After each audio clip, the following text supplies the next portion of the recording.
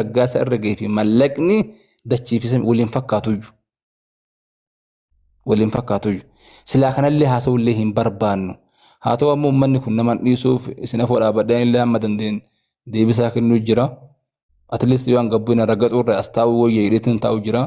Kanaaf ustaaz Abuu Mu'aaz faallee dhufanii mee isaan illee Ameerikaa irraa waan nuun jedhan fudhanneetti Keeniyaa irraa Jibuutii irraa Sudaan irraa. Abdii illee yaada abaayuu Mastarii illee yaada abaayuu akkirraanii dubbatanii yaada xiqqoo abaanii Abdii Shaalleen wararii adiimi Abdii Shaalleen dhufe. Salaam alaikum. Mana kanatti dubbachuu natti ulfaataa jira. Daqiiquma lamatu qofan dubbadhee bu'aan. Manni kun mana kabajamaadha. Mana ustaazotaati. Natti ulfaatallee duraanis galee hin beeku. Garuu na cinqe gochadha. Duraan dursee dhiifama isin gaafadha. Rabbiin balaa kanaan ajaanuu haa baasu. Deebisee Rabbiin ummata Oromoo fuuldura isin hin dhaabin. Rakkattanii miidhamtanii ummatuma Oromoo fuuldura Rabbii isin hin dhaabin jedha. Kanattaan Sudaan wanta godhamaa jiru dhiifama naa godhaa Ustaaz Abazar. Ani isa keessanii hin dhageenye waan mana asliitti asliin dubbaterraa dhugaa walitti himuun barbaachisaadha. Isin ustaazota Abuu Mu'aazii illee yeroo dheeraa wal beekna. Isin dhugaa jiru haasaa iddee kamittuyyuu abbaan fedhe samii habuu abbaan fedhe asii olataa ta'u nama sodaatina. Feemesas haa ta'u jinniis haa ta'u nama sodaachuun hin barbaachisu. Tokkoffaa irratti uummanni Oromoo guutuun uummanni Muslimaa kan inni abdiirraa eeggataa jiru maallaqa guurame gadi ba'ee riippoortii dhiyeessuu osoo hin ta'in fayyaasaa arguu qofa kan hunda kan mucaa kana bira dhaabbate kan mucaa kana deeggaraa ture uummata guutuudha. Namni lama sadii yookiin namni gareen hangi tokko carraa isaa waa walitti qabu haa fudhatu malee uummanni Muslimaa uummanni Oromoo guutuun kan inni irra eegaa jiru mucaan kun fayyee akka durii fayyaasaatti deebi'uu qofa riippoortii nuti barbaadu. Uummanni guutuunis kan inni barbaadu kan hanga funaaname hanga sinnaa funaaname inni kun boodarra ta'uu qaba ture. Dhiifama naa godhaa mana keessatti akkana jechuu kun. Deebisee jechi adda abdiidhaan jedhame gubaan ni kaleessa zaktiin gubatee ol keessa isaa guba. Gubaa madaa namni fayyaa. Gubaa qaamaa namni fayyaa. Jecha namaa garuu fayyuu hin danda'u ilmi namaa. Kan namni miidhamu jecha namaati. Jechi namaa baay'ee nama miidhaa baay'ee ulfaataadha. Isa kanaafi yoo hangamuu ta'ee maallaqni funaanamaa jirus maallaqni funaanamuu jirus abdiidhaaf qaama isaa sana hin ga'u hanga harka isaarraa madaa'e tokko ga'uu hin danda'u.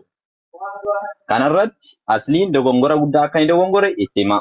Dogongora guddaadha kun ilma namaa qaamaan miidhanii ka'anii qaama isaatii miidhamee jiru sammuu namaa miidhuun sirrii miti. Abbaa fedheyyuu taanaan. Sadanan fayyadee abdii qaba jecha namaa garuu fayyuu hin danda'u. Kalammeessoo maallaqni funaanamaa jiru sunillee gaafa akkas dubbatamu lamurraa dhaabbata. Namni bakka jiru achumaan ajandaa qayyarata. Wanti kun lifaatii laffa'e uummanni kun laffa'e osoo hin argatin wanti kun addaan hafuu mala.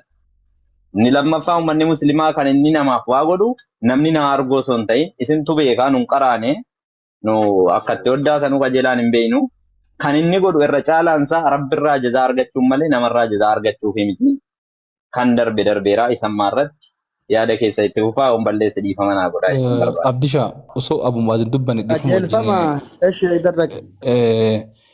Abdishaa si'ii fi warri si deeggaran illee wanni jala sarartanii gubbaa sarartanii beekuu qabdanii yaadatan bayyatti kan namni diduu tokkollee hin jiru.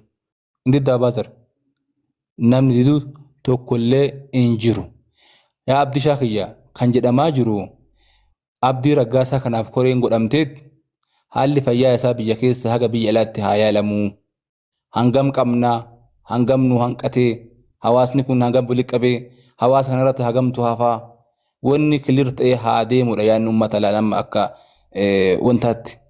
Malee namni abdii raggaasaa hin yaalamin biyya alaa hin deemin hin nyaate hin hate jedhe hin jiru. Uummanni kajechaa jiru gaafiin uummata anaaf sirriidha. Deebii sirrii dhiheessuun abdii raggaasaa ilaallate.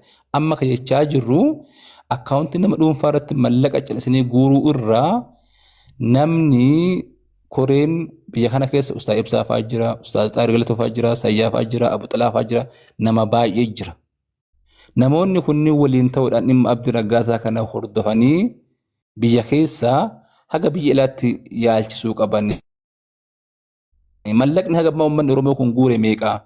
baasiin keessaa ba'e hammamii qariin hafee ammoo hangamii hangi amma uummata irraa barbaannu hoo meeqa bifa kanaan addaan baasaa deemutu fooyyaadha jedhama malee namni amma Abdii Raggaasaa illee hin yaalamin jedhillee dhageenyani yaalamuu qabatti walii gala namni hundu birriin guurame hagamtu guurame hagamtu hafe addaan baasaa deemutu gaariidha because mallaqni mallaqa hawaasa irraa sabasabame waan ta'eef karoorri itti godhamuudha qaba hanga ammaa mallaqni guurame keessatti mallaqni guurame hanga ammaa hammi isaa hin beekamu hammi isaa beekame hangi hanqatallee hin beekamu hangi hanqatamellee beekamuudha qabaadha malee namni isatti sharrii yaade tokko illee I think ka jiru natti hin fakkaatu Allahu a'lam.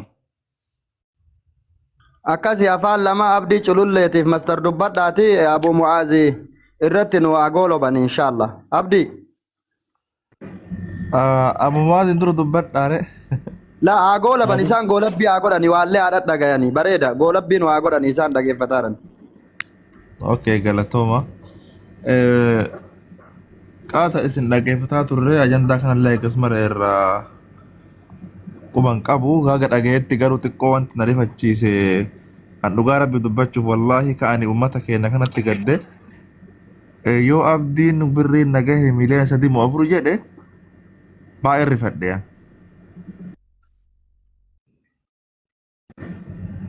nama na bilbil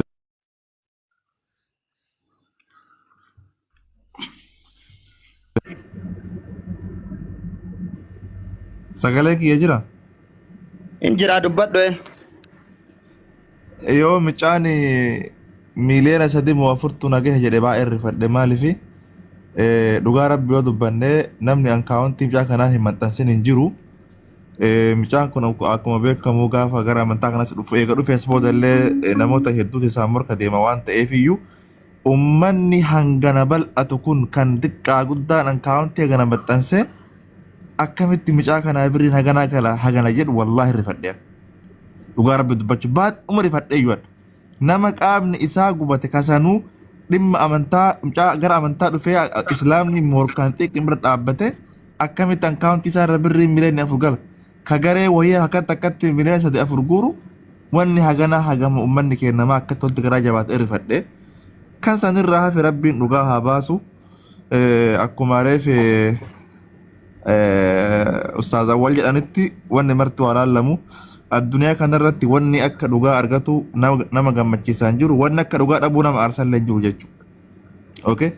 Kanaafuyyuu dhugaa hundaa rabbi haa baasu yooni nagartanii akka xiqqaa guddaan ankaawuntii kana maxxansee gammaatti birriin haganaa ka galu taate ufuma duraafuyyuu moluutii boruuf si abdadhe namticha sani hawaasa kanarree agarree waa maraafuu rabbi dhugaa haa baasachuun barbaade kanuma jechuun barbaade. Qajeelfama achumarratti Abaazar Eda mana sheeriyaatiitti qarshii meeqa akkaawuntii irra jira abdiin. Qarshii meeqa Abaazar Eda mana Abaazaritti mana Abu sheeriyaatiitti hangamtu jira akkaawuntii irra jennaan meeqa qaba. Miliyoona 3 jedhe.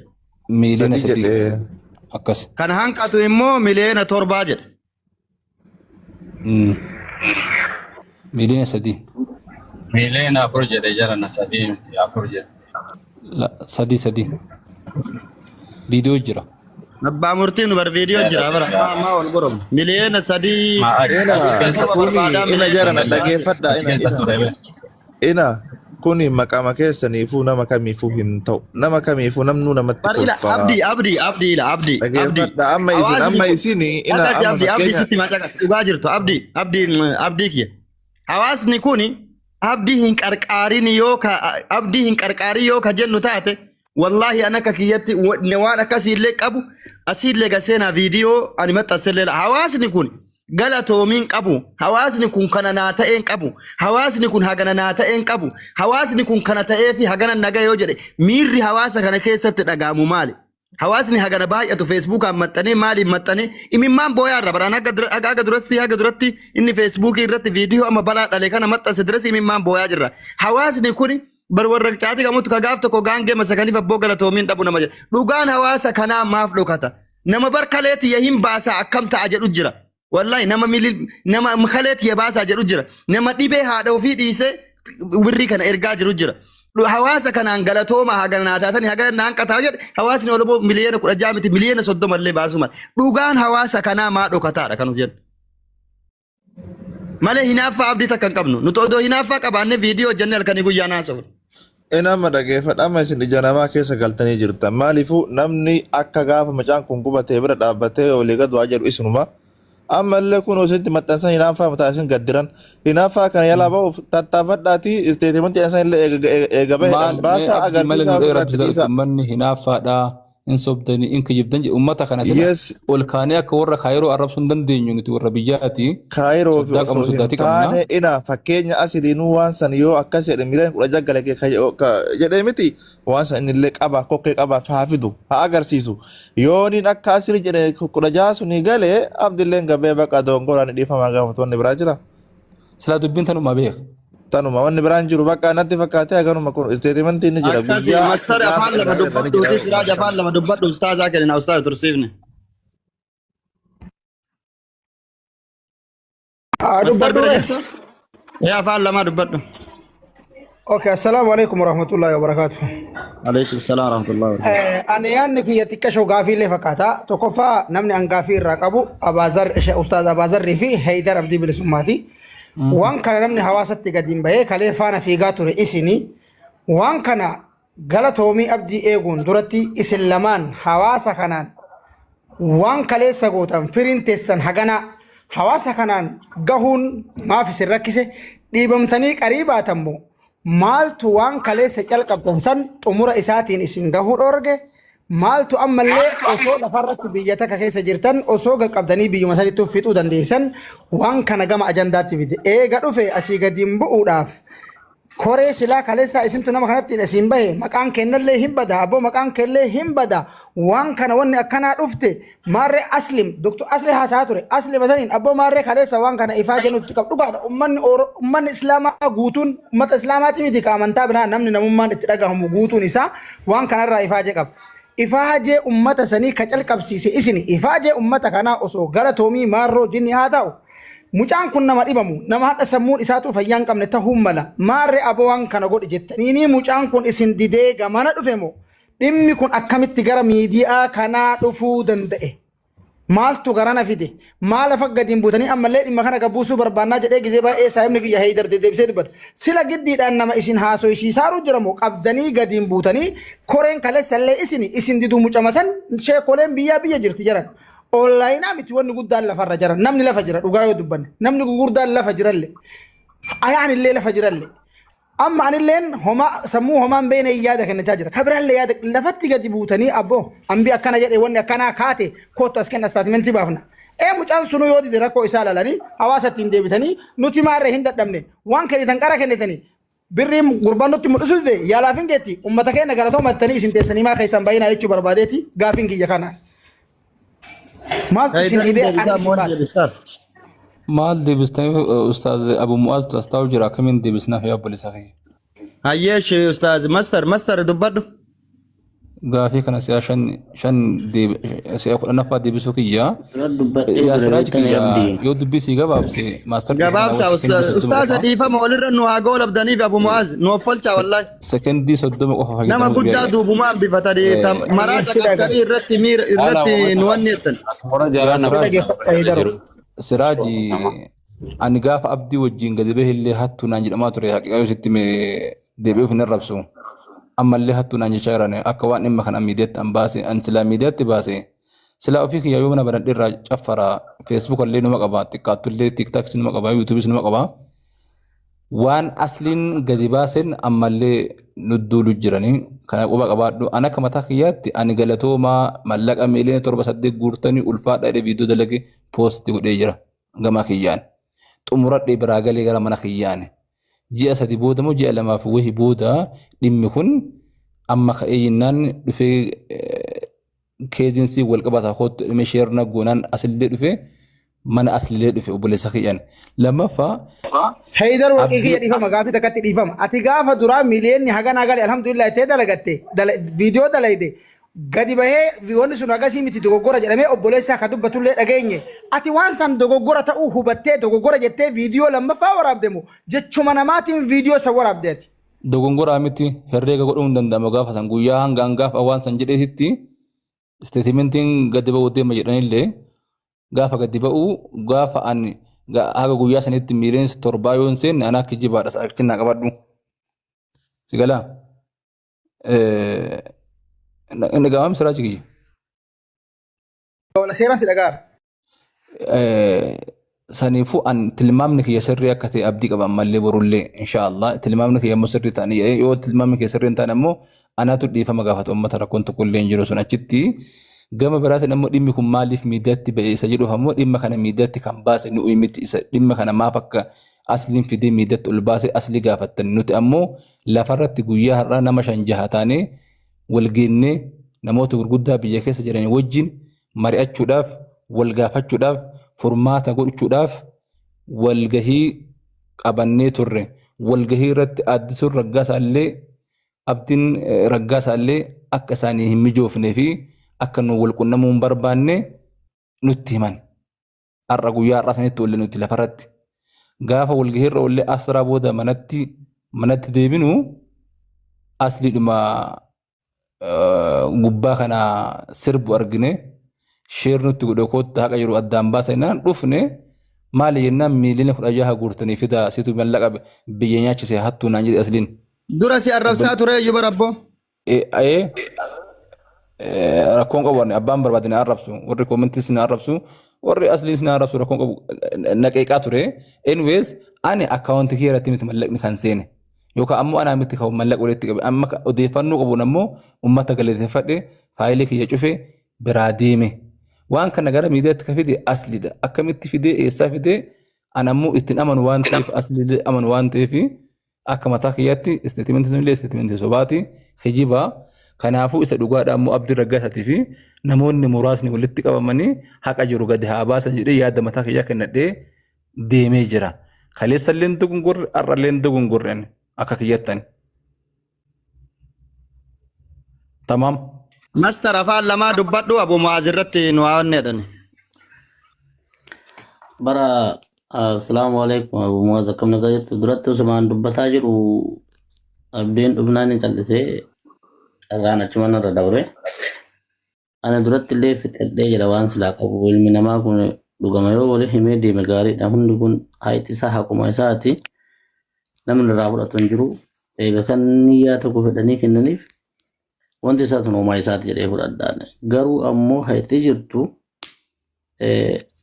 dheengadda mo'itannee akka qarqaarsaa dubbatan achi jala jirallee ani wallaahi dhimma isaallee rakkoo irraa takkan qabu hawaasa kamirraa yoo rakkoo takkan qabu alhamdulillah garuu reyaalitiin jirtu haga uummanni kun inni waan beekuuf erga dhugamatti birriin miliyoonni 16,000 guurame inni isaa fi rabbi qofa beekaa yeroo sanitti badii nama haasa'ama jiru kun illee hin jiru. Inni abdiin as bahee mataa fiitiin uummata keenya maallaqni haganaa nagahee jira. Garuu ammoo rakkoon duubaan jirtullee tana dhibeen tiyyallee tana jirti. Ufuma fiitii yoo ibsate wallaahi namni rakkoo qabatee yaadu. Nama kana rifataniifuu namni hunduu dhimma takka karraan qabne musliima qeessi sheekis ta'e baay'ee rifataniif itti baane ammallee an akka jedhutti maasita nama keessallee seennu irra caalatti ammoo kan ebalu jedhe caalaallee abbaan as bahee jara namaallee hagana narra gale kan naa gale hagana kan hojii godhadhallee hagana jechuu baate malee nagaya hagana yoo jiraate ittiin duuballeen qarqarran mallee maaliif irra caalatti ammoo dhibee jechuun hammeenya dhibeedha rabbi isaa fayyisu dhibeen ammoo tasa nama dhufti waan taateef